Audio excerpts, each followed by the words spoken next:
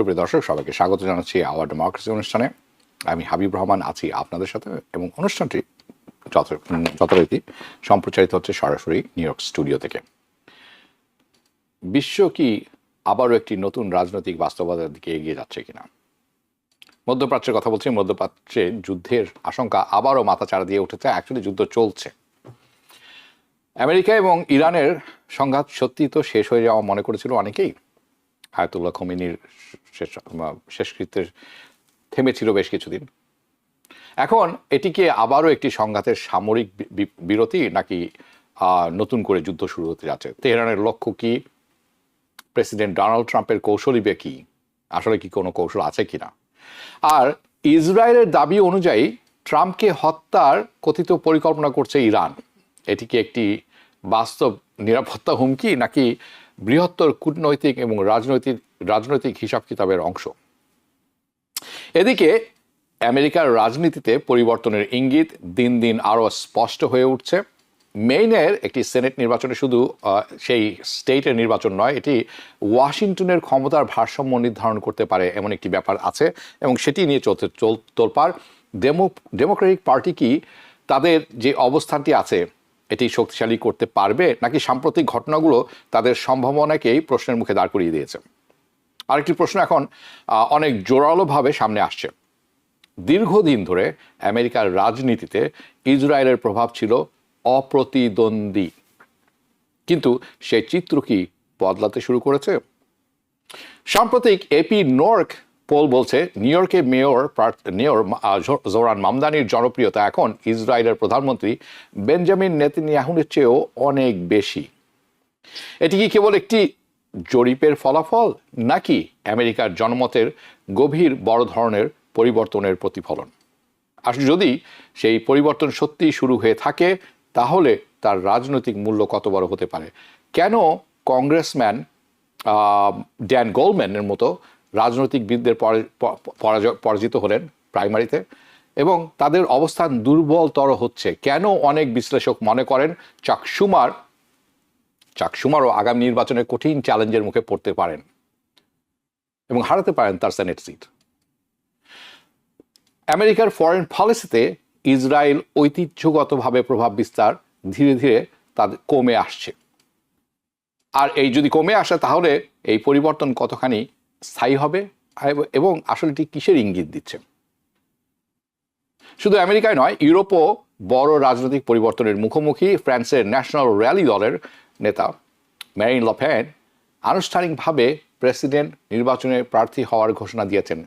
ইউরোপে যদি ডানপন্থী এবং জাতীয়তাবাদী শক্তির উত্থান অব্যাহত থাকে, তাহলে তার প্রভাব কি শুধু ইউরোপেই সীমাবদ্ধ থাকবে, নাকি অবশ্যম্ভাবীভাবে আমেরিকা এবং দক্ষিণ আমেরিকা, যুক্তরাষ্ট্র যেটি আমরা বলি, আমেরিকা এবং সাউথ আমেরিকা, এবং বৈশ্বিক রাজনীতির নতুন সমীকরণ তৈরি করবে?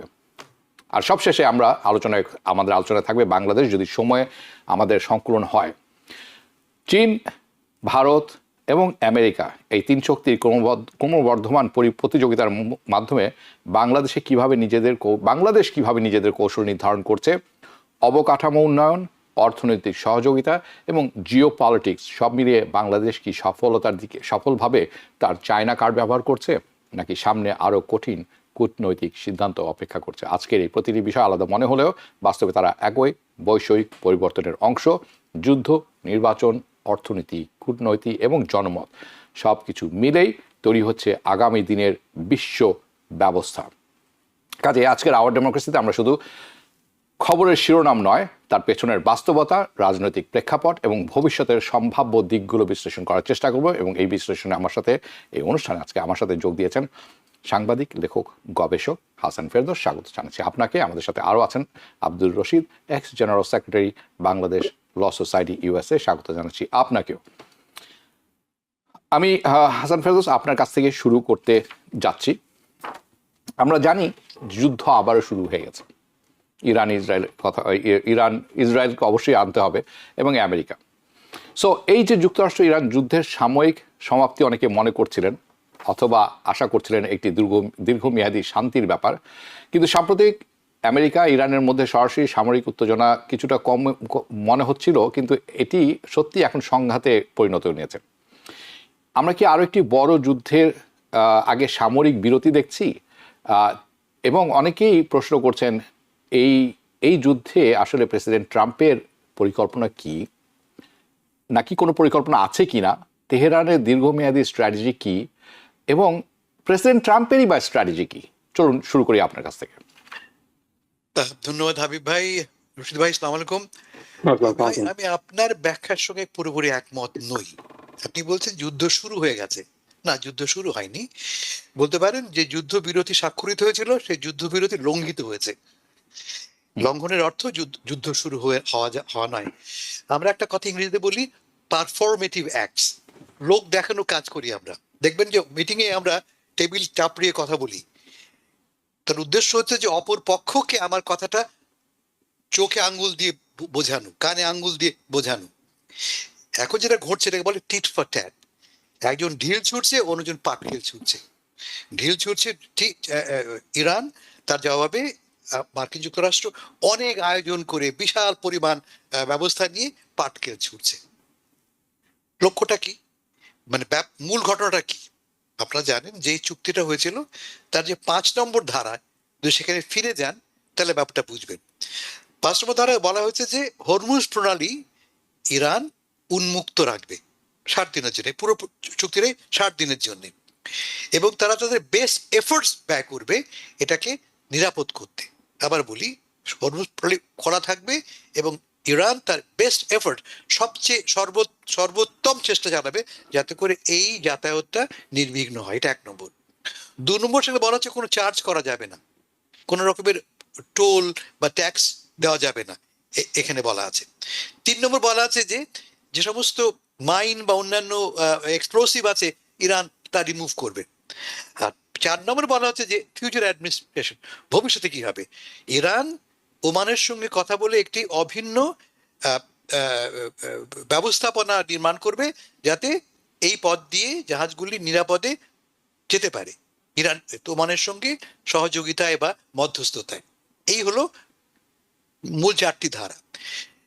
এই 4টি ধারাকে ইরান একভাবে ব্যাখ্যা করছে, আমেরিকা একভাবে ব্যাখ্যা করছে। ইরান বলছে যে এই 4টি ধারাতে বলা হচ্ছে যে আমরা জাহাজ ছেড়ে দেবো, কিন্তু আমার গাইডেন্সে, আমার পারমিশনে, আমার ব্যবস্থাপনায়।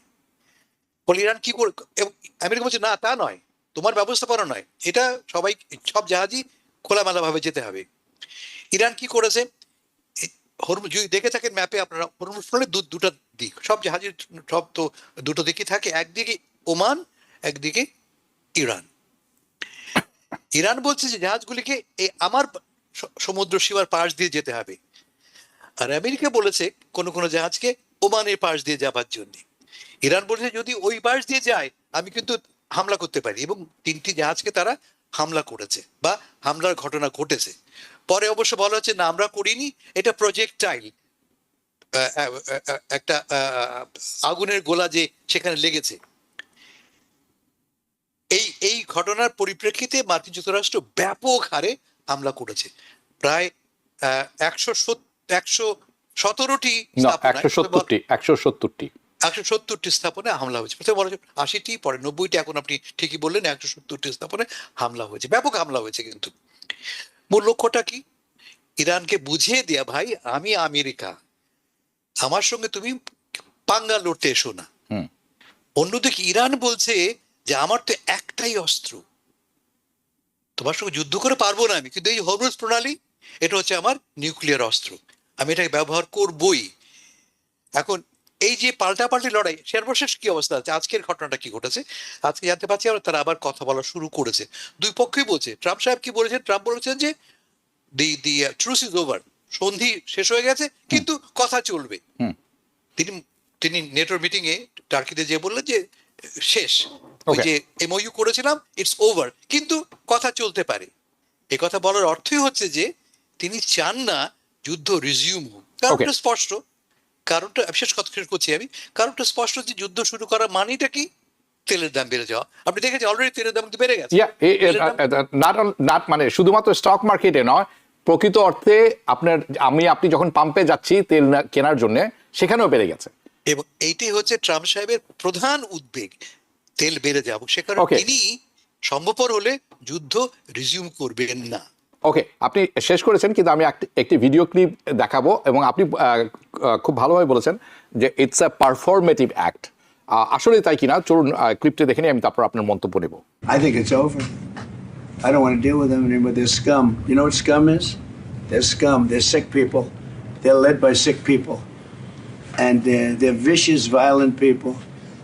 And if they had a nuclear weapon, they'd use it. As far as I'm concerned, it's over. I'll speak to our negotiators. They want to negotiate. They're good people. Steve Witkoff, Jared Kushner. But they have to come back to me. As far as I'm concerned, it's just a waste of time dealing with them. They're liars. We make a deal. And if I make a deal with him, we have a deal. And he goes out, he talks. We make a deal. Everyone's agreed. No nuclear weapon. We make a deal. They go outside, talk to the press. They say, we never even talked about it. There's something wrong with them. They're cuckoo. ওকে, হাসান ফেরদৌস, আমি খুব চটজলদি আপনার একটু reaction শুনবো। এটির কথাই হয়তো আপনি বলছিলেন, কিন্তু প্রশ্ন হচ্ছে, who's cuckoo, him or them, or are we cuckoo all? আবারও বলি, এটা হচ্ছে Donald Trump at his best performance.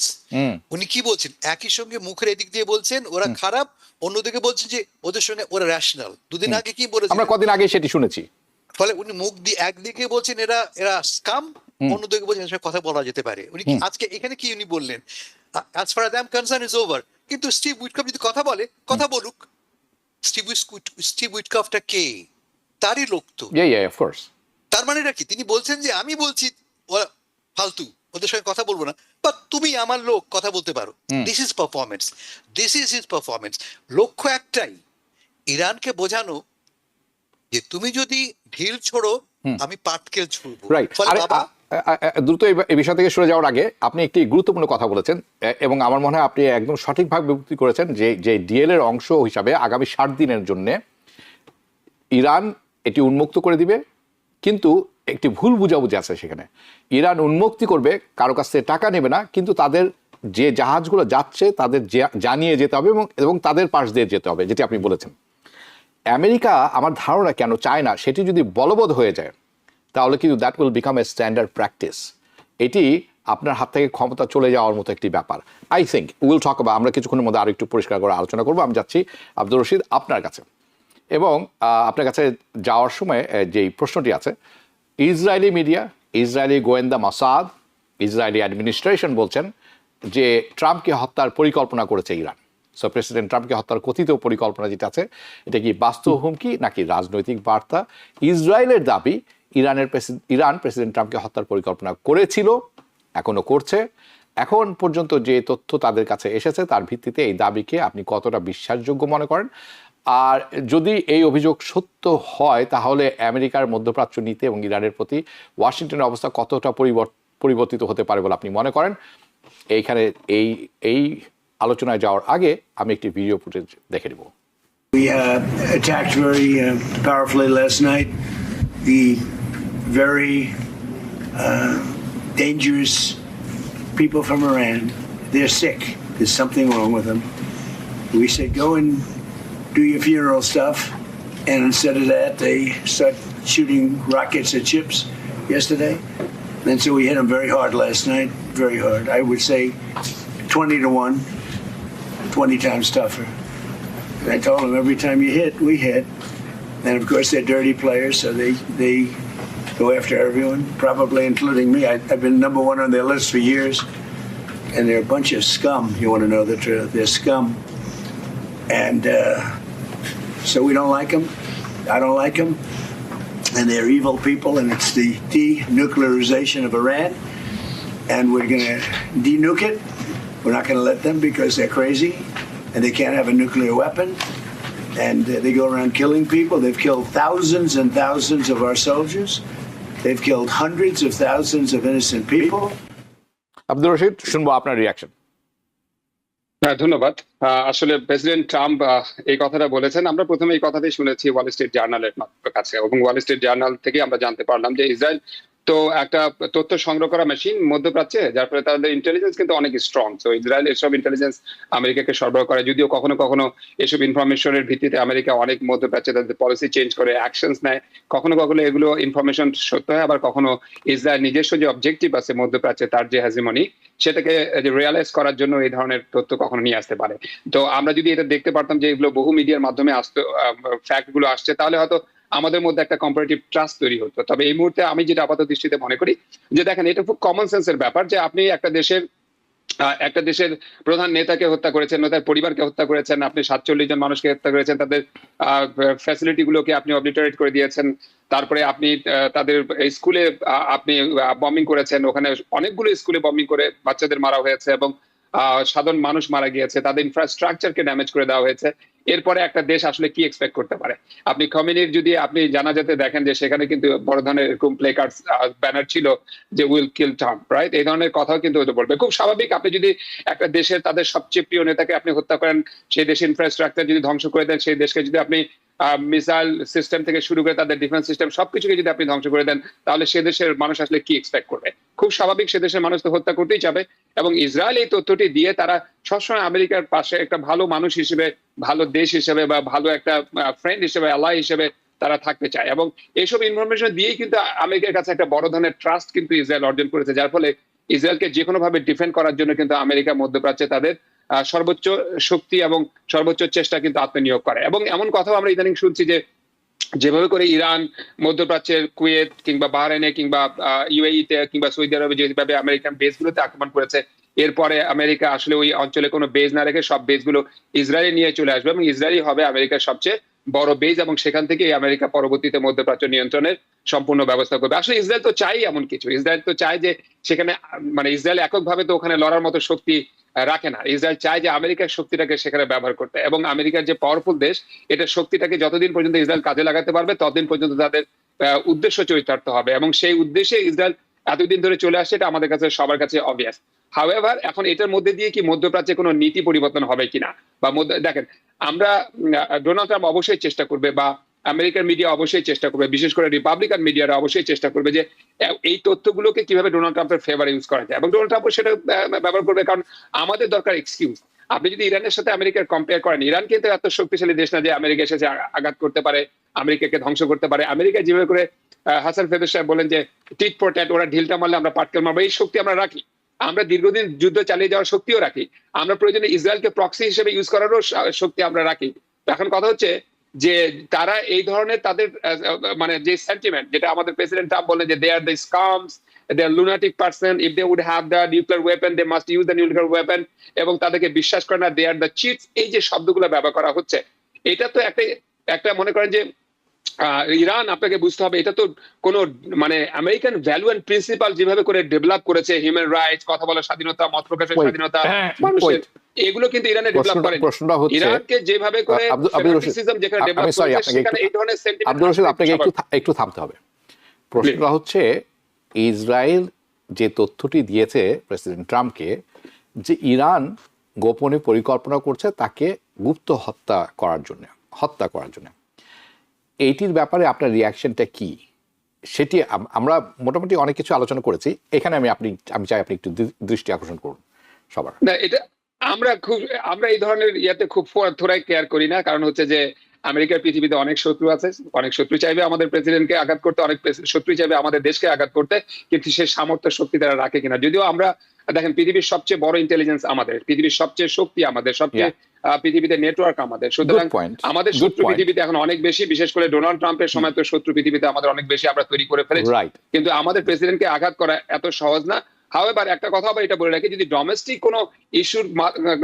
কোনো মানে জিনিসকে কাজে লাগিয়ে যদি এটা অন্য কেউ করে, নট ইরান, নট আমেরিকা, বা থার্ড পার্টি, আপনি দেখেছেন একজন প্রেসিডেন্টকে কিন্তু অতীতে হত্যা করা হয়েছে, যার খুনিকে আমরা এখনো পর্যন্ত ধরতে পারিনি, তিনি কিন্তু খুবই বিখ্যাত একজন প্রেসিডেন্ট ছিলেন, জন এফ কেনেডি, এবং তাকে প্রকাশ্য দিবালোকে যেভাবে করে হত্যা করা হয়, এইভাবে কিন্তু নজির আছে এখানে হত্যা করা। এখন হু নোস, তবে আমার কাছে আমি এটাকে কনফিডেন্টলি নেই না, আমার কাছে এটা খুব বেশি কনসার্ন এই মুহূর্তে মনে হয় না। আসলে অনেকে মনে করেন যে এই তথ্যটি ইসরায়েল ইচ্ছাকৃতভাবে তৈরি করেছে, ম্যানুফ্যাকচার্ড, যাতে করে যুদ্ধটি আবার শুরু হতে পারে পুরো দমে। এটি কারণ আপনি একটা কথা সঠিক বলেছেন যে মাসাদ has a very powerful network, that's true, but not more powerful than CIA, not more powerful than American intelligence. It's not possible. So ঠিক আছে, আমরা আসবো, এই আলোচনা আমরা করবো। হাসান ফেরদৌস, আপনার কাছে যাচ্ছি। আমরা একটি জিনিস এখন লক্ষ্য করছি, একটি পরিবর্তন লক্ষ্য করছি।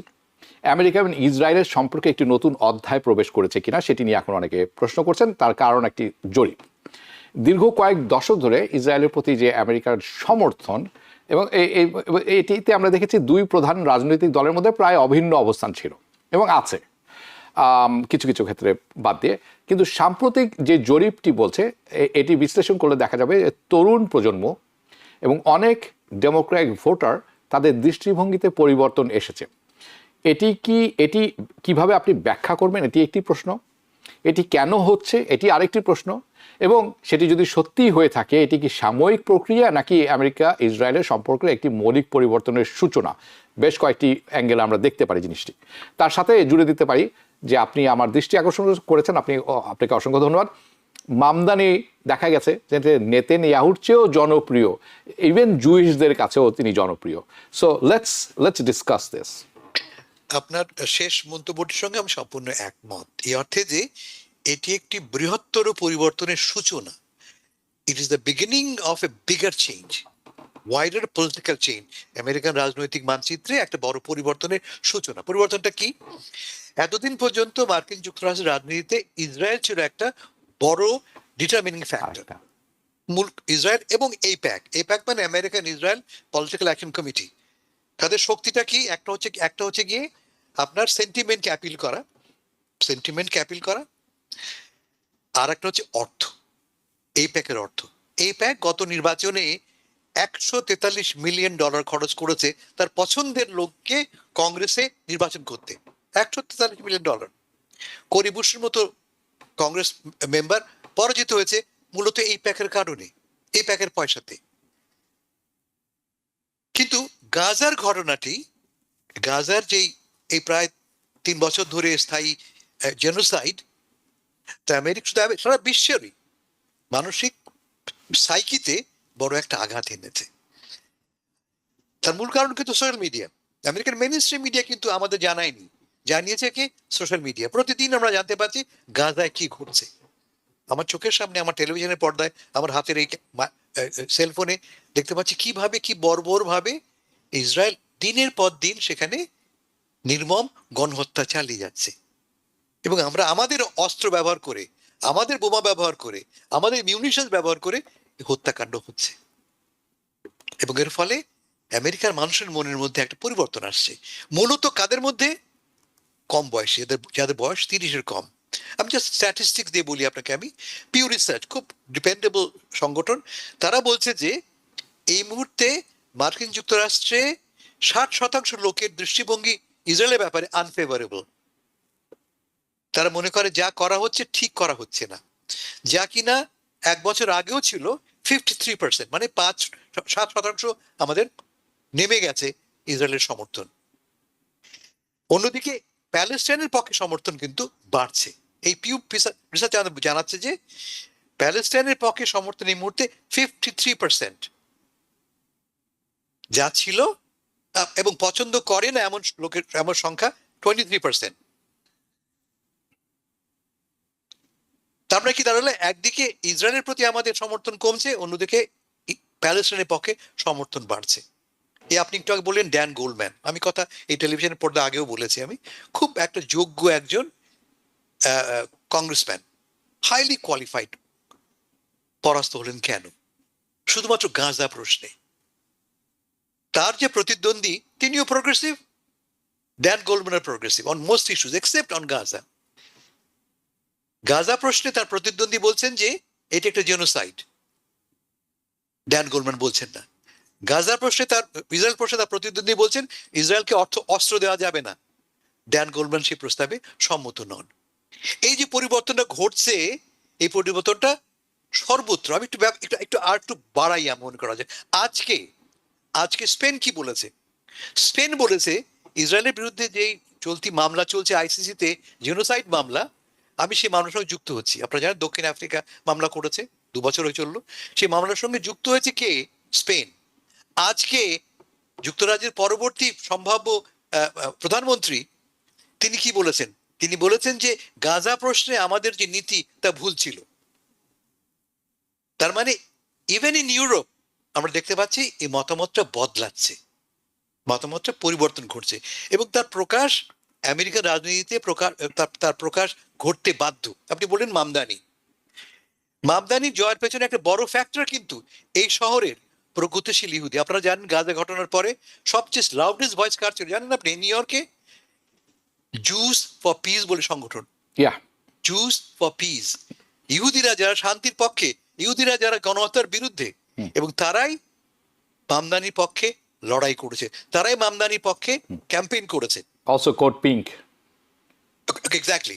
সর্বশেষ যে জনমত এসছে দেখতে পাচ্ছি মামদানির পক্ষে সমর্থন 44% ইহুদিদের, আর সেখানে ইসরায়েলের পক্ষে সমর্থন among ইহুদিস 39%, মানে 5% ব্যবধান বিটুইন ইসরায়েল অ্যান্ড মামদানি। এর মানে দাঁড়াচ্ছে এই যে আমরা যদি এই টেন্ডেন্সি কন্টিনিউ করে তাহলে আগামী নির্বাচনে, যে নভেম্বরের নির্বাচন, সেই নির্বাচনে ইসরায়েল প্রশ্ন, গাজার প্রশ্ন will B a fundamental issue যা উইল ডিটারমিন এই নির্বাচনের আউটকামটাকে।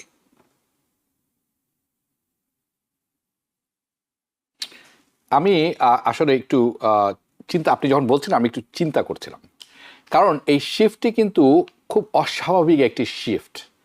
কারণ আমেরিকা এবং ইসরায়েলের যে বন্ধন সেটি এমনভাবে অটুট, এমনভাবে দেখা হয় যেটি কোনোভাবেই ভাঙতে পারে না।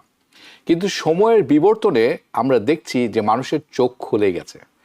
আসলে একটি জিনিস সত্য, যে অন্যায় আসলে কেউই সহ্য করতে পারে না, সে মুসলমান হোক, সে জুইশি হোক।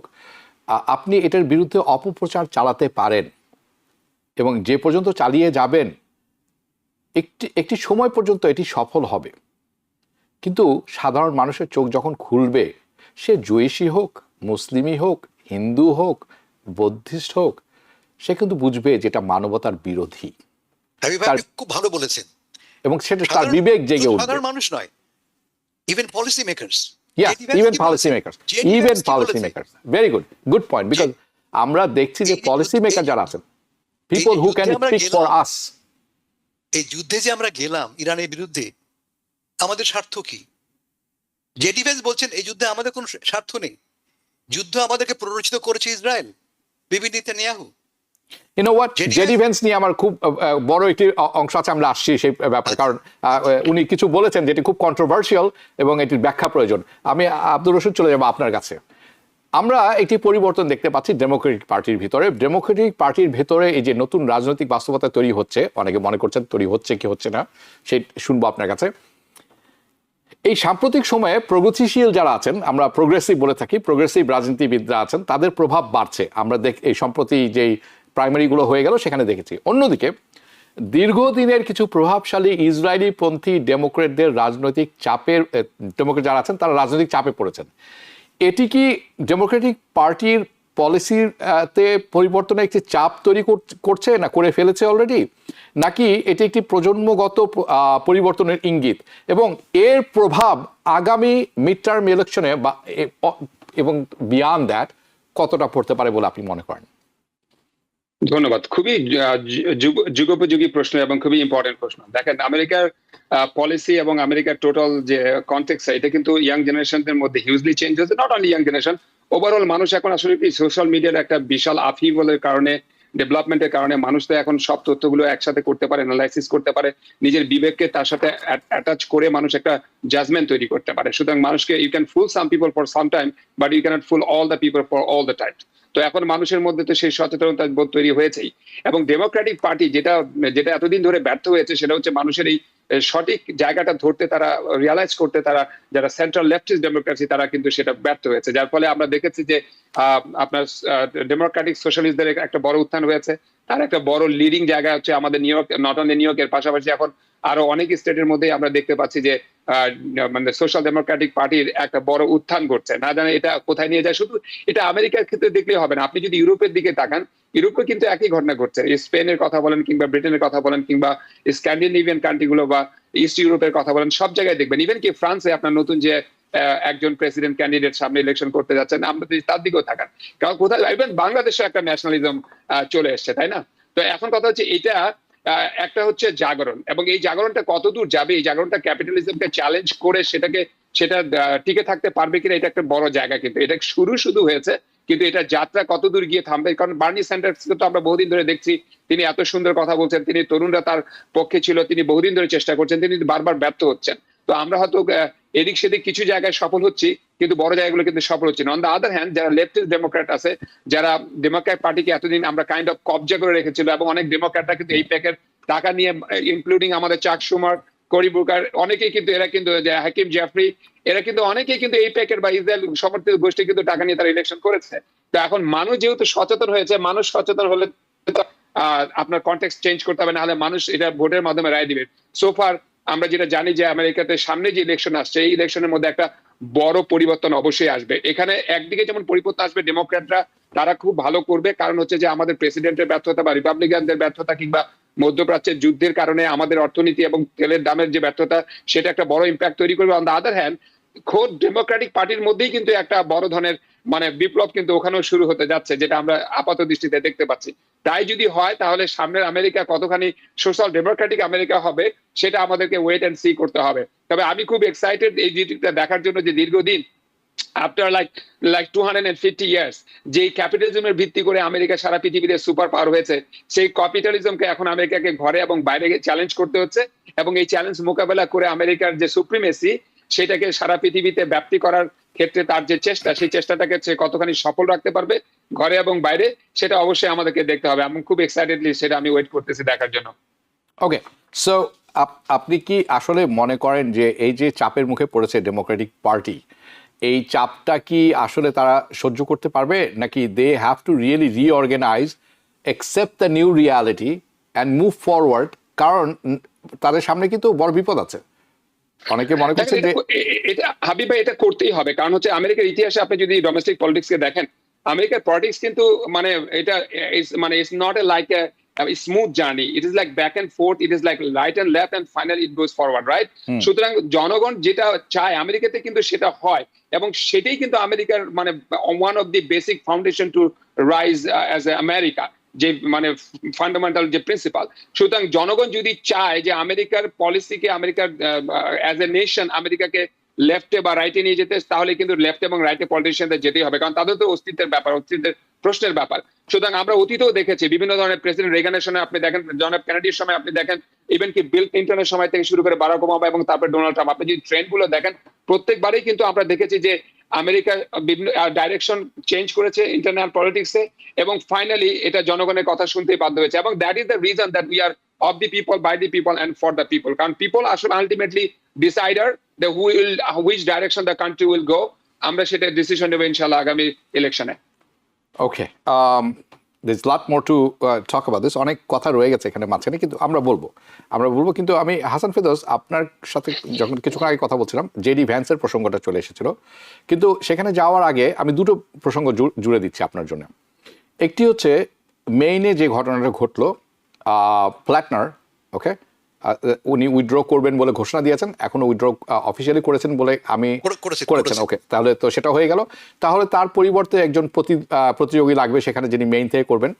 ডেমোক্রেটরা আশা করছিল যারা তারা সুজন স্কালিনকে সেখানে পরাজিত করতে পারবেন, যার ফলে সেনেটে তাদের একটি ভালো অবস্থানে যাবেন, সিনেটের একটি ভালো সিট বাড়বে, which will give them leverage. We don't know, এইটির ব্যাপারে আপনার কাছ থেকে আমরা শুনবো। একই সাথে আমরা দেখছি যে এটির প্রভাব এই মিড টার্মে তো পড়বে। আমরা আরেকটি ব্যাপার দেখছি, যে জেডি ভ্যান্স যে কথাটি বলেছেন, কি বলেছেন, এর অর্থ কি, এবং এটি কেন বিপজ্জনক, এবং কেন অনেকে পুশ ব্যাক করছেন, এই দুটি প্রসঙ্গ আমি একসাথে জুড়ে দিলাম আপনার জন্য। দুটো ভিন্ন ভিন্ন বিষয় হাবিব। অবশ্যই একটু কথা বলি প্ল্যাটনার কি নিয়ে। প্ল্যাটনার ইজ এ প্রগ্রেসিভ। প্ল্যাটনার গাজার ইসরায়েলি হামলার বিরুদ্ধে, গাজাকে তিনি জেনোসাইড বলেছেন, আমেরিকার পয়সা ইসরায়েলে যাবে না, তিনি কথা বলেছেন। ফলে প্ল্যাটনার বামপন্থীদের খুব প্রিয়, darling to the American left. Bernie Sanders তাকে এন্ডোর্স করেছেন। আমাদের নিউ ইয়র্কের মামদানি তাকে এন্ডোর্স করেছেন, রো খান্না ক্যালিফোর্নিয়ার তাকে এন্ডোর্স করেছেন।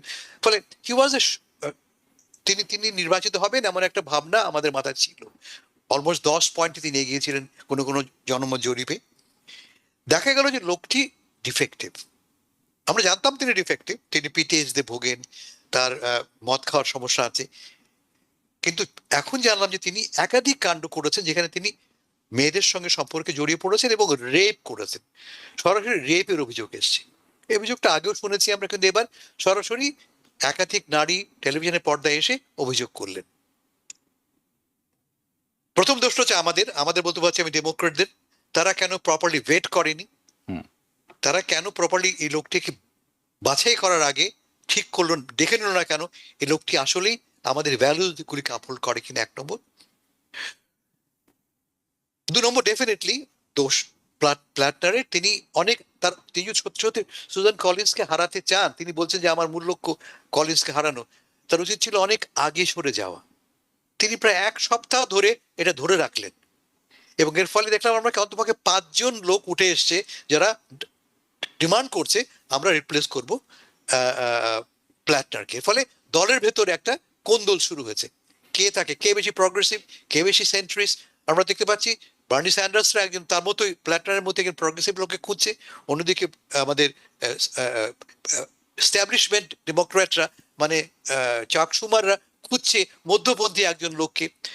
ইন আদার ওয়ার্ডস, দলের ভেতরে বিভক্তিটা খুব স্পষ্ট হয়ে উঠছে, যা কিনা নির্বাচনী ফলাফলকে প্রভাবিত করবে। আর একটা কথা মাথায় রাখবেন যে নির্বাচনের এই পর্যায়ে এসে যখন মাত্র 3 মাস আগে আমি আমার প্রিন্সিপাল ক্যান্ডিডেটকে উইথড্র করছি, তার ফলটা কি দাঁড়াবে? যারা তাকে সাপোর্ট করেছিল এবং একটা মুভমেন্ট তৈরি করেছিল, তারা অনেকে কিন্তু ঘরে বসে থাকবে, অনেকে তারা ভোট দেবে না। এবং এটাকে সুযোগ গ্রহণ করবে কে? সুজান কলিন্স এবং রিপাবলিকানরা। আপনারা জানেন একটা অভিযোগ আছে যে প্ল্যাটনারকে সরানোর জন্য এই প্যাক পয়সা ঢেলেছে, বিকজ প্ল্যাটনার ইসরায়েলের বিপক্ষে, ফলে বিপুল পরিমাণ অর্থ নাকি ঢেলেছে এই প্যাক, অভিযোগ আছে। এবং সেই অভিযোগটা এবারও ব্যবহার করবে সুজান কলিন্স। কিন্তু বটম লাইনটা কি, যে এই ছোট ছোট ইস্যুগুলিকে নিয়ে, এই ছোটগুলি ইস্যুগুলি ব্যবহার করে দলের ভেতরে বিভক্তি বাড়বে এবং যার ফলে সমর্থন বেস, সাপোর্ট বেসটা দুর্বল হয়ে পড়বে। আমার ভয় হচ্ছে যে এর ফলে এই যে আসনটি আমরা ভেবেছিলাম ডেমোক্রেটরা পাবে, তাদেরকে অ্যাটলিস্ট 4টা আসন পেতে হবে। তার একটা হচ্ছে এই সবচেয়ে ভালনারেবল আসন হচ্ছে গিয়ে এই মেইনের আসনটি। কেন জানেন? মেইনের 60% ভোটার হচ্ছে নারী, 60% ভোটার হচ্ছে নারী। এবং সুজান কলিন্স রো ভার্সেস ওয়েড তার বিপক্ষে ভোট দিয়েছে এবং তার কারণেই এই যে 3 জন যে সুপ্রিম কোর্টের কনজারভেটিভ ট্রাম্প সাহেব অ্যাপয়েন্ট করেছেন তার ভোটেই। ফলে অটোমেটিক্যালি একটা বেস তৈরি আছে তার বিরুদ্ধে। বয়স 70 বছর, 69 ইয়ার্স ওল্ড, 70 বছরের বুড়ো, কথা বলতে পারে না, কাঁপে, তাকে কেন আবার পুনর্নির্বাচিত করবো আমরা? সুযোগ, we had an opportunity. Unfortunately এই ঘটনার ফলে, এবং আমি বলবো যে দোষটা প্ল্যাটনারের, দোষটা ডেমোক্রেটিক এস্টাবলিশমেন্টের, আমরা আমাদের সুযোগ হারাচ্ছি। কেমন? আপনি যে সময় থাকে আমি বলতে পারি আবার ওইটা কি বলে JD Vance. Yes, absolutely, we do. JD ভ্যান্সের ব্যাপারটা হচ্ছে এই যে তিনি বলছেন যে আমেরিকা 250 বছরের সূত্রে তিনি বলছেন যে আমেরিকার যে ঐতিহ্য তাকে ধরে রাখতে হবে। আমেরিকার ঐতিহ্যটা কি? Christian, white and conservative. ইনি অনেকবার বলেছে আমি। তিনি বলছেন যে এদেশে আসা মানেই আপনি আমেরিকার নাগরিক হয়ে যেতে পারেন না, কারণ আমেরিকার নাগরিক হতে হলে কিছু ভ্যালুসকে আপনাকে ক্যারি করতে হবে। আপনি আসলেন আমেরিকায়, প্লেন থেকে নামলেন, বাচ্চা পয়দা করলেন, নাগরিক হয়ে গেলেন, নো। আপনাকে ভাষা শিখতে হবে, ইতিহাস জানতে হবে, কালচার শিখতে। উনি বলছে এটা লিগেসি, বলছেন তিনি, আমরা একটা লিগেসি ক্যারি করি। লিগেসিটা কি? এই যে 300 বছরের ইতিহাস, আমাদের সেই ইতিহাসটাকে আপনাকে ধারণ করতে হবে। এর বিপক্ষে সবচেয়ে জোরালো কথা কে বলে জানেন? কার্ল রোভ। কার্ল রোভ কে আপনারা নিশ্চয়ই জানেন। কার্ল রোভ হচ্ছে কি বলা হয় তিনি বুশের ব্রেইন। বুশের নির্বাচনে, 2টো নির্বাচনে তিনি প্রধান আর্কিটেক্ট ছিলেন। কার্ল রোভ ওয়াল স্ট্রিট জার্নাল পত্রিকায় লিখছেন ভ্যান্সকে উল্লেখ করে, তুমি ভুল বলছো, তুমি যা বলছো তা হচ্ছে কি একটা ব্রিটিশ বা ইউরোপিয়ান অ্যারিস্টোক্রেসির কথা। আমেরিকা অ্যারিস্টোক্রেসি নয়। আমি কোট করি আপনাকে সরাসরি তার ইংরেজি থেকে। উনি বলছেন যে America wasn't built by the rich and powerful. America, ধনী লোকরা আমেরিকাকে বানায়নি, but in large part by discards যাদেরকে বাতিল মানুষরা, rejects, losers, throwaways, who made their way here, এই ফেলে দেওয়া বাজে বাতিল হওয়া মানুষগুলি যারা আমেরিকা এসছে, তারা আমেরিকাটাকে বানিয়েছে। তিনি আরো বলছেন ইন্টারেস্টিংলি, তিনি বলছেন যে America's birth did not include a new aristocracy based on inherited valor, যেটা বলছেন জেডি ভ্যান্স, তোমাকে ঠিক থাকতে হবে একটা ঐতিহ্য থাকতে হবে, কেমন উনি এটাকে লিগেসি বলছেন। কার্ল রোভ মনে করে দিচ্ছেন at least 40 winners of Nobel Prize for medicine আমেরিকায়, তারা কারা? সব নন রেসিডেন্ট ইমিগ্রেন্টস, যারা আমেরিকাকে দেশ হিসেবে গ্রহণ করেছে, তাদের মধ্যে থেকে 40 জন মেডিসিনের নোবেল পুরস্কার পেয়েছেন। তিনি আরো কি বলছেন, 1 in 7 American residents is an immigrant, 7 জনের একজন ইমিগ্রেন্ট। এ হচ্ছে আমেরিকা। এখন এই লড়াইটা কেন হচ্ছে? লড়াইটার মূল কারণ হাবিব ভাই, মূল কারণ হচ্ছে by 2040 America will become a minority majority country, অর্থাৎ অশ্বেতকায় প্রধান দেশে পরিণত হবে। এটা আমেরিকার সাদা মানুষদের মাথা গরম করে দিয়েছে, যে আমরা একদিন ছড়ি ঘোরাতাম, সেইখানে এই কালো মানুষেরা ছড়ি ঘোরাবে। শেষ করছি আমি এই বলে যে, মনে থাকবেন আপনাদের টি পার্টি কেন উঠেছিল জানেন? বারাক ওবামার জন্য। একটা কালো মানুষ ক্ষমতার কেন্দ্রে এসছে। In response we saw the emergence of an extreme rightist movement called tea party. 2000 সালের কথা বলছেন আপনি। Okay, so another word, JD Vance বলছেন আব্দুর রশিদ, হাসান ফেরদৌস, হাবিব রহমানের মতো মানুষ যারা আছেন, তারা আসলে তারা মানে আমেরিকার লেগেসি ক্যারি করতে পারে না, তাদেরকে অনেক কিছু শিখতে হবে এবং তাদেরকে yes master, yes master, yes master বলতে হবে, তাহলে গিয়ে আমরা আমেরিকার লেগেসি ক্যারি করতে পারবো। What an idiot! I mean, he is racist to the core. I can't believe এই বিংশ শতাব্দীর শেষের দিকে এসে আমরা, এই ঊনবিংশ শতাব্দী মানে এসে আমরা বলছি যে আমেরিকার এই লোক কতখানি খ্রিশ্চান জায়নিস্ট, কতখানি অন্ধ এবং কতখানি শ্বেতকায় তার মাথায়, এই কথাগুলো শুনলে বোঝা যায়।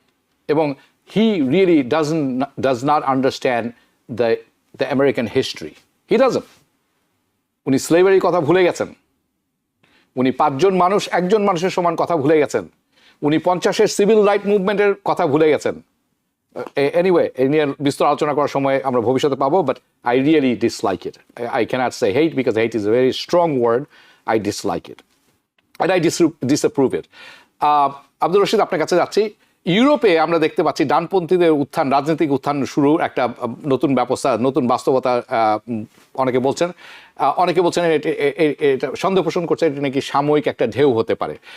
কিভাবে আমরা দেখছি সেটি, ফ্রান্সেস লাপেইন উনি প্রেসিডেন্ট নির্বাচন করবেন ঘোষণা দিয়েছেন। চরম ডানপন্থী, you have to be white, Europe has to be white, everybody has to go, that kind of mentality. So ইউরোপের যে জাতীয়বাদী এবং ডানপন্থী রাজনীতির উত্থানকে উনি আরো শক্তিশালী করবেন যদি জিতে যান। এই যে এই প্রবণতা, এটা যদি উনি জয়ী হন, এটা প্রভাব পড়বে আমেরিকাতে, কারণ আমরা অলরেডি একটি ডানপন্থী সরকারের মধ্যে আছি এবং তাদের এই যে জেডি ভ্যান্সের কথা আমরা শুনলাম, এটি আরো শক্ত হবে এবং এটি খারাপতর দিকে যাবে। তার প্রভাব পড়বে সাউথ আমেরিকাতে। সাউথ আমেরিকাতে বিভিন্ন গভর্নমেন্ট আছেন ডানপন্থী হবেন, চরম ডানপন্থী হবেন। ইউরোপেও সেটি পড়বে। How do you explain this? এর ফলে কি ইউরোপের সাথে, ইউরোপ আমেরিকার সাথে মানে বিশ্বের যে দূরত্ব তৈরি হচ্ছে এবং হয়ে গেছে, এবং যে এই যে অশান্ত পরিবেশ তৈরি হয়েছে, রাইট, সেটি কি আরও বাড়বে? আরও কি ব্যাপকভাবে আমরা দেখতে পাবো রেসিজম, এবং এটা ছড়াছড়ি শুরু হয়ে যাবে চারিদিকে? How do you see this? ধন্যবাদ, একদম যথার্থ প্রশ্ন করেছেন। এই প্রশ্নটার আসলে উত্তর আপনাকে জানতে হলে ইউরোপের ইতিহাসটা আমাদেরকে ভালো করে জানতে হবে। ইউরোপে তো একটা সময় ডানপন্থীদের চরম উত্থান ছিল, এবং সেই ডানপন্থীরা একটা সময় গিয়ে, আপনি জানেন যে দ্বিতীয় বিশ্বযুদ্ধের কারণে হচ্ছে এই ডানপন্থীটা শুরু হয়েছিল, তাই না? তারপরে আমরা এত মানুষ হারাই, এত যুদ্ধ বিগ্রহ করে তারপরে আমরা পৃথিবীকে আবার রিফার্নিশ করেছি, ডেকোরেট করেছি, পৃথিবীকে মানবাধিকার স্ট্রং করেছি, ইন্টারন্যাশনাল ইনস্টিটিউশন গুলোকে স্ট্রং করেছি। এখন আপনার মানে কখন মানুষ ডানপন্থী হয়, কখন ন্যাশনালিজম একটা দেশের মধ্যে চারা হয়ে ওঠে? আপনি যদি বাংলাদেশের দিকেও তাকান, যে আমাদের এই যে ন্যাশনালিজম সেটা কখন মাথাচাড়া বের হলো, যখন মানুষ আসলে অর্থনৈতিক ক্রাইসিসের মধ্যে থাকে, মানুষ যখন তার বেসিক অ্যান্ড ডেইলি নিডস কে মিট করতে পারে না, তখনই কিন্তু ডানপন্থীরা কিন্তু এই সুযোগটা নেয় এবং তারা কিন্তু জনগণকে বলে যে এটার জন্য এই দায়ী মানে এই সরকার দায়ী এবং মানে উদারপন্থীতা দায়ী ইত্যাদি ইত্যাদি দায়ী করে কিন্তু মানুষকে ন্যাশনালিজমের দিকে নিয়ে যায়। কারণ হচ্ছে যে এখন ইউরোপ আর আমেরিকার দেশগুলো তো মূলত ইমিগ্রেন্টরা ভাস্ট মানে এখানে আসে, তারপরে ইমিগ্রেন্টদের ব্লেম করা খুব ইজি। যেমন আমাদের এই দেশেও আমরা দেখেছি যে বিভিন্নভাবে ইমিগ্রেন্টদের ব্লেম করা, অথচ এই কান্ট্রিটাই হচ্ছে ইমিগ্রেন্টের মানে ফিলোসফিতে বিল্ড হয়েছে এবং এখানে উন্মুক্তভাবে ইমিগ্রেন্টরা একসময় এসেছে, যদিও এখন অনেক বাধা রেস্ট্রিকশন দেওয়া হচ্ছে ইমিগ্রেন্টদের আসার কারণে যাক। হাওয়েভার ইউরোপের কিন্তু একই অবস্থা। ইউরোপে কিন্তু পৃথিবীর বিভিন্ন অঞ্চল থেকে, বিশেষ করে আফ্রিকা এবং ফার ইস্ট এশিয়া থেকে কিন্তু প্রচুর পরিমাণ ইমিগ্রেন্ট পিপল আসে আপনার আফ্রিকা হয়ে ইউরোপে বিভিন্ন পথে তারা যায়। ইভেন কি আপনি দেখেছেন রাশিয়ার যুদ্ধে তো বাংলাদেশের মানুষ গিয়েও কিন্তু রাশিয়া গিয়ে ইউক্রেন রাশিয়ার যুদ্ধে তারা পার্টিসিপেট করেছে রাশিয়ার পক্ষে। তো এখন হচ্ছে ইমিগ্রেন্ট তো এই ফ্লটা থাকবেই। এখন এই ফ্লটাকে আপনি যখন দেশের মধ্যে ক্রাইসিস থাকে, মানুষের যখন ইউরোপ কিন্তু একটা অর্থনৈতিক ক্রাইসিসের মধ্যে আছে, একটা কিন্তু এনার্জি ক্রাইসিসের মধ্যে আছে।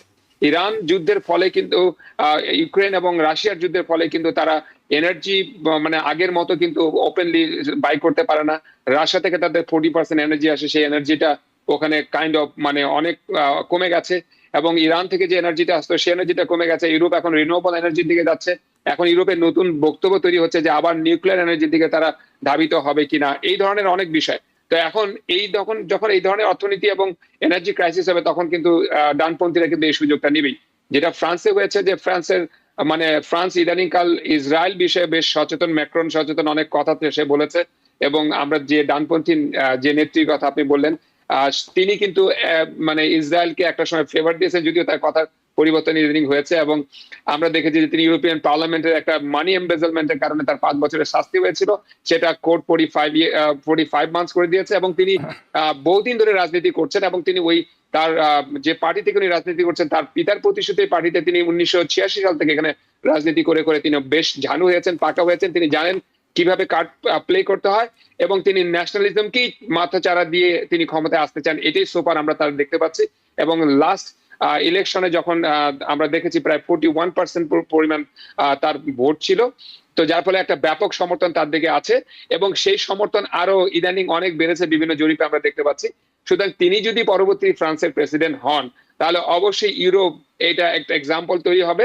এবং অন্যান্য দেশগুলো আমরা তো দেখেছি, অন্যান্য দেশগুলো কিন্তু আপনার রাইটিস্টরা কিন্তু বেশি স্ট্রং হচ্ছে দিনকে দিন। সুতরাং এটা যদি একটা ডোমিনো হিসেবে কাজ করে, তাহলে অন্যান্য দেশগুলোতে কিন্তু লেফটিস্টরা কিন্তু পরাজিত হতে পারে, ডানপন্থীরা কিন্তু সামনে এগিয়ে আসতে পারে। এখন আপনার এটা ইন্টারন্যাশনাল কি ইম্প্যাক্ট পড়বে, বা আমেরিকার সাথে আমাদের সম্পর্কের জায়গাটা তৈরি কি হবে?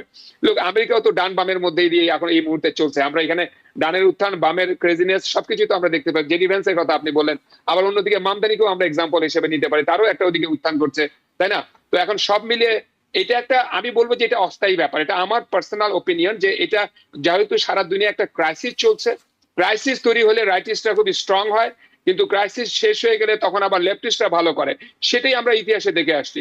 তো আমার কাছে যেটা মনে হয় যে এটা সাময়িক, অবশ্যই আমরা দেখবো যে এটা কিভাবে রোল প্লে করতেছে, সামনের দিনে আমরা ওয়েট এন্ড সি করবো। হাসান ফেরদৌস, আমাদের হাতে সময় একেবারে কম, চায়না কার্ডটি আজকে প্লে করা যাবে না, কিন্তু এই যে আমরা ইউরোপের কথা বলছিলাম, ডানপন্থীদের উত্থানের একটি সম্ভাবনা এবং তার প্রভাব বিশ্বজুড়ে কেমন পড়তে পারে, আপনার কমেন্টারি আমরা শুনতে পারি। আপনার হাতে প্রায় মিনিট খানেক সময় আছে। ক্রাইসিসটা মূলত আমেরিকা যেমন ক্রাইসিস, ইউরোপে একই ক্রাইসিস, মূলত ইমিগ্রেশন কেন্দ্রিক। একটু আগে বললাম জেডি ভ্যান্স ইউরোপে যে কি বলেছেন, উনি বার্লিনে যে বলছেন, বনে কত বছরে, যে পশ্চিমা সভ্যতা ধ্বংসের মুখোমুখি, সিভিলাইজেশনাল ইরেজার উনি বলেছেন। কারণ অন্য দেশের লোক এসে তোমার সংস্কৃতিকে খেয়ে ফেলছে, তোমার ভাষাকে, তোমার ধর্মকে, তোমার সংস্কৃতিকে। তুমি আর হোয়াইট অ্যান্ড খ্রিস্টান থাকছো না, যে কথা তিনি আমেরিকাকেও বলছেন। এবং এই ফেনোমেননটাকে যদি আমি ইগনোর করি, অস্বীকার করা হবে। It's a reality. বড় সংখ্যা, যেমন ধর জার্মানিতে সিরিয়ার ঘটনার পরে আপনারা জানেন কয়েক বছর আগে প্রায় 1 মিলিয়ন লোক হঠাৎ করে হাজির জার্মানিতে, এবং সেই ঘটনাটা জার্মানির রাজনীতিকে আমূল বদলে দিয়েছে। এএফডি বলে একটা দল, যে ছিল এক্সট্রিম রাইট ফ্যাসিস্ট দল, সে এখন 2 নম্বর বা কোনো কোনো জায়গায় 1 নম্বর লোকাল ইলেকশনে এসে গেছে। এবং এই ফেনোমেনটা সর্বত্র, যেমন ইংল্যান্ডে নাইজেল ফারাজ বলে একটা অত্যন্ত বাজে লোক, অত্যন্ত বাজে লোক, Nigel Faraz he is probably the next prime minister of England. নির্বাচন হলে আগামীকাল নাইজেল ফারাজের দল ক্ষমতায়। এবং এগেইন দুটো ব্যাপার ঘটছে, একটা ঠিক বলেছেন রশিদ সাহেব, তা হচ্ছে যে ক্রাইসিস, মূলত ইকোনমিক ক্রাইসিস, এবং তার কেন্দ্রে কোনটা? বৈষম্য, ডিসপ্যারিটি, ধনী ও গরিবের ব্যবধান ক্রমশ বাড়ছে। সাধারণ লোক দেখছে যে আমার স্বার্থকে রক্ষা করছে না এই সরকার। আমেরিকা তো যে মামদানি উঠলো কেন? অ্যাফোর্ডেবিলিটি মানেটা কি? যে আমি সাধারণ মানুষ, তুমি আমার স্বার্থকে প্রোটেক্ট করছো না। You Trump, you ruling class আমাকে প্রোটেক্ট, এবং এই সেন্টিমেন্টটা সারা ইউরোপেই কিন্তু কেমন। এর ফলে উনি বলছেন যে এর ফলে রাইট জাগছে না, এর ফলে লেফট জাগছে, প্রতিবাদ করছে লেফটের যে ইমার্জেন্সটা, লেফটের যে এই রাজনৈতিক কেন্দ্রে লেফটের আগমন ঘটেছে মূলত রাইটের ফেলিয়ারের কারণে, গভর্নেন্সের ফেলিয়ারের কারণে। এবং এটা ওভারনাইট চলে যাবে না। তার কারণটা কি? প্রথমত আমরা রিক্লেইম করছি আমাদের অধিকারটাকে। অধিকারটা কি? আমি এই সভ্যতার, এই দেশের, এই অর্থনীতির একটা কেন্দ্রীয় ফ্যাক্টর, আমাকে বাদ দিয়ে তুমি দেশ চালাতে পারবে না। You have to recognise that. এবং সে কারণেই এই পুরো আন্দোলনের মূল ব্যাপারটা হচ্ছে শক্তি। কি শক্তি? Political power. I am reclaiming my political power, যে আমি লুজ করেছি ক্যাপিটালিজমের কাছে। ফলে আমি মনে করি এটা সাময়িক ব্যাপার নয়, এর দীর্ঘস্থায়ী দীর্ঘমেয়াদী একটি ফলাফল ঘটবে রাজনীতির চরিত্রতে।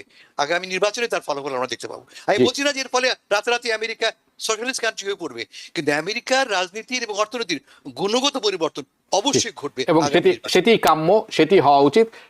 আর আব্দুল রশিদ যেটি বলছিল যে ডানপন্থীরা আসে ক্রাইসিস সময়, ডানপন্থীরা, চরমপন্থীরা ক্রাইসিসের সুবিধা নেয়, এবং ক্রাইসিসের সুবিধা নেওয়ার ফলে জার্মানে হিটলারের মতো মানুষের পাওয়ারে আসার সুযোগ হয়, মুসোলিনির মতো পাওয়ারে আসার সুযোগ হয়, এবং তারপরে যেটা হয় সেটা আপনাদের সবাই জানা, পুরো পৃথিবীর সর্বনাশ হয়ে যায়, এবং সেটা মোটেও কাম্য নয়। হাসান ফেরদৌস, আব্দুর রশিদ, দুজনের কাছ থেকে বিদায় নিচ্ছি। দেখা হবে পরবর্তী অনুষ্ঠানে। দর্শক, আপনাদের কাছ থেকে বিদায় নিচ্ছি। আশা করি অনুষ্ঠানটি ভালো লেগেছে। জানাবেন আপনাদের কমেন্টে, আমরা দেখে থাকি কমেন্ট। দেখা হবে পরবর্তী অনুষ্ঠানে যথারীতি। সেই পর্যন্ত বিদায় নিচ্ছি। শুভরাত্রি। টিবিএন 24 টেলিভিশন দেখতে আজই কল করুন 7187776556। লগ ইন করুন www.totalcablebd.com। নিউ ইয়র্ক থেকে সম্প্রচারিত টিবিএন 24 টেলিভিশন বিশ্বজুড়ে বাঙালির কণ্ঠস্বর।